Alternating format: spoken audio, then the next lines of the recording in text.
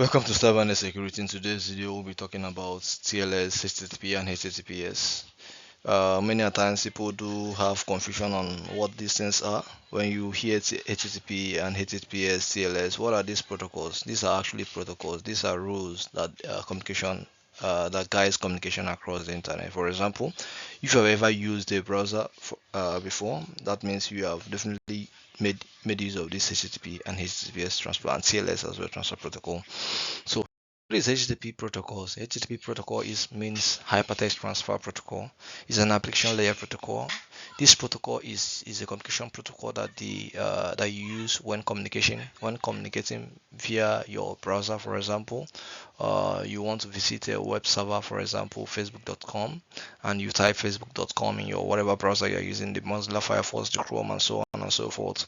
So when you type those protocol, when you type those domain names on your browsers and you want to visit them, for example, if that site doesn't support HTTP, that's HTTPS, that's communication will happen using the HTTP protocol, which is an unsecure protocol. So HTTP protocol is an unsecure and unsafe. What I mean by that is any data that is being sent across in the HTTP protocol can be vulnerable to man-in-the-middle attack. If an attacker intercept those communication, they will be able to see what data that is being sent across those channels. And equally, some data can be manipulated. For example, data can be changed, information can be stolen. So HTTP protocol is an unsafe version of the transfer protocol that the browsers use. So, HTTP, like I said, HTTP communications are unencrypted. They are unencrypted, and is always not advisable to use HTTP. It's not advisable to visit a site that uses HTTP because you don't know the risk that you might be endangering yourself. For example, if you are to enter your PIN, your personal identification number there, those information can be leaked out in the internet, or a malicious actor can have access to those informations, which you definitely wouldn't want them to have access to. So HTTPS means hypertext transfer protocol. So just like I've said earlier, when I mentioned HTTP, which is an unsecure protocol. So when you want a secure protocol, that is where HTTPS comes in. So it encrypts the communication between the client and the server. What I mean by that is when you want to visit a website, for example, a facebook.com website which uses HTTPS, this communication is being encrypted over the channel by using a digital certificate. You use a digital certificate to do that. So as we move forward, like you see here, this is a flow diagram of how HTTPS communication works. It is, for example, from the client server to this, for the client's browser to the server. As you can see here, the communication is always encrypted via the TLS cryptographic protocol. Yes, I previously mentioned TLS, which is a transport layer security cryptographic protocol. This TLS protocol is what the HTTPS use to encrypt a communication channel across that communication link between the client server, which is your browser, and the client machine, which is your browser and the server. So this guy does the encryption, and it equally provides integrity. What I mean by that, it equally makes sure that the information that you are sending is not being manipulated or is not being changed across the channel. That is where the integrity means, and equally performs authentication that this message is actually coming from who it says it's coming from. So it is actually a successor to SSL, which is a secure socket layer. This is a previous protocol that is being used to perform this, but based on the technology advancements and the vulnerabilities and the weakness that the SSL possesses, a TLS is always advisable to be used in today's communication. This is the TLS handshake. As we move forward in the video, I will explain how this communication flow happens during the communication channel. So here we have the HTTPS communication stages. So they are basically I group them in three different stages. The TCP stage, the TLS, and the encryption, the transmission, the HTTP data transmission. So here, what I mean by that is, at first stage, if you look at this point, you notice that the first of all, when you type facebook.com on your browser, the first handshake that happens there is a TCP handshake, where it sends the sync, the client sends the sync communication, the sync back message to the server. The server responds with SYNAC, and the client responds with acknowledgement message. These are the TCP three-way handshake. So after that stage, and it moves towards the TLS handshake, where the client first of all tells the server the TLS version that it supports. It equally exchange the cyber suite that it supports. So from that message that it sends to the server, they call it the client hello. It comes, it tells the server, okay, I support this TLS version and I support this cyber suite.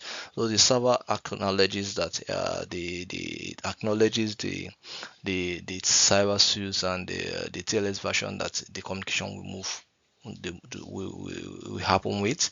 So here, after that, it sends the server equally sends it uses an asymmetric key exchange. It sends it sends a certificate, which is the public key. So what I mean by that is, a public key is in a key technology, PKI technology infrastructure, in a key PKI infrastructure. The public key, when you encrypt an information using the public key, you can only decrypt it using its private key. So this server which has the private key has encrypted the information using its public key, which him alone only has a private key. So when that public key, using the asymmetric key exchange, when the public key is sent to the client machine, which is your browser, so the browser equally on its own generates a session key. So when he has generated this session key, it encrypts using the public key of the public key the server initially sent to him. It encrypts that session key using that public key. So when it encrypts that session key using the public key, it sends it back to the server. So the server now decrypts the public key using its private key. So now when he has decrypted this public key, it has the session key that is being sent across to it by the clients. So now the two of them has the same session key. That this the server has the session key that the client machine has created initially. So now what they do now is they now use that session key. They now perform what they call, that's what that kind of a key exchange is called the symmetric key exchange, where the two of them are using the same key. You understand? When they use a symmetric key exchange is when a public key, you use a public key to encrypt an information, it can only be decrypted by the private key which the two ends have. For example, so you have one public key and one private key. So the private key, private key we be with both the client and the server. So when you encrypt the message using the public key, you can decrypt it with the private key. When you encrypt using the private key, you can equally decrypt with the public key. So that is what happens along the channel. So after that, a secure channel is being established. It's via that secure channel that information is being passed across by the browser and the server. So here, as you can see here, this is a diagrammatic representation of what an unsecure connection like. What I mean by unsecure is a connection that is happening via the HTTP, which is not advisable. If you want to visit a website and you notice that this connection is happening across the HTTP channel, it's always advisable not to send your personal information across that channel, because an attacker, man in the middle attack, can be performed on such channels. So here is an equally epic diagrammatic representation of what a secure channel is. For example, you always make sure that your browser has this this padlock key on its browser level to tell you what it means that this connection is secure. It's secure because the communication is being encrypted using this TLS cryptographic protocol I explained earlier. So what are the comparison between this HTTP and HTTPS? So HTTP is, there is no encryption in HTTP and it is vulnerable. Like I said, it is vulnerable to man in the middle attack. So an HTTPS is always encrypted using the cryptographic protocol, which is the TLS I mentioned, transport layer security protocol. So HTTP connection happens along the, by default you can always change the port, but it happens across by default in port 80, while the HTTPS happens in port 443. So HTTPS improves this, like when there is integrity, there is authentication. It improves this trust, and it improves trust and SEO ranking.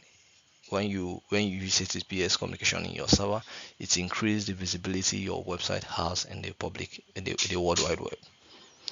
So here is why TLS HTTP matters. It protects your information, for example, your passwords, your banking applications, and all. It equally prevents man-in-the-middle attack. It ensures data integrity and builds user trust.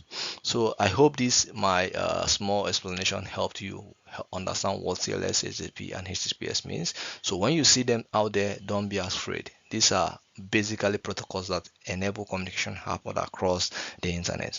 So don't forget, like again, like I said initially, if you haven't watched my video on OSI model where I explain the seven layers of the OSI model, and equally the TCP/IP model, which is practically being used in the industry. So if you haven't watched my video and you need to understand what the OSI model means, I will tag that video in this after the ending of this video. So then feel free to go always visit and watch and understand. And again, don't forget to like, to share and subscribe. Your sure boy, Cybernet Security. We're always there to provide you with resourceful videos that will enrich your technical knowledge. Thank you and God bless.